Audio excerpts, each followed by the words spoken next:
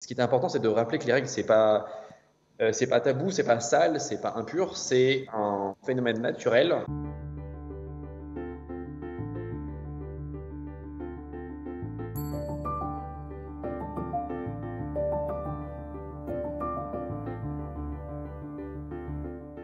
C'est un congé à disposition. Vous en avez besoin, vous l'utilisez, vous n'avez pas besoin, vous l'utilisez pas, c'est tout. Et effectivement, quand on sait que, en moyenne, les femmes perdent 35 millilitres de sang ou 33 millilitres de sang pardon, par semaine de règles, c'est équivalent à une bouteille de coca.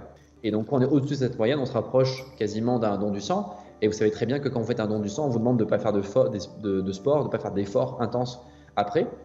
Donc, si on se remet dans la peau d'une personne qui, malheureusement pour elle, a des règles très douloureuses, a des pertes abondantes, se situe du coup dans le haut de cette moyenne et fait un travail physique, à savoir elle déplace des charges, elle ponce des meubles pendant 7 heures debout, effectivement là on comprend que ça peut être handicapant et qu'on peut en fait être épuisé au bout de 2 heures.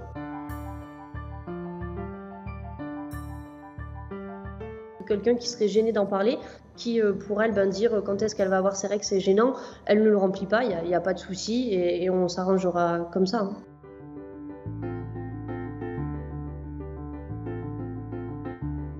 Elle est venue me voir en me disant ça va pas, est-ce que je peux rentrer? Bien sûr, tu rentres, tu te reposes.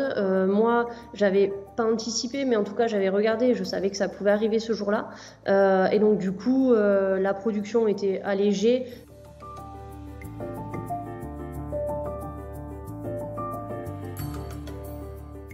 Entre nous, on se fait vraiment tous confiance, donc on sait que personne va en abuser. Donc non, finalement, c'est pas... il n'y a jamais eu en tout cas de réflexion qui fait oh là là, elle a encore ses règles.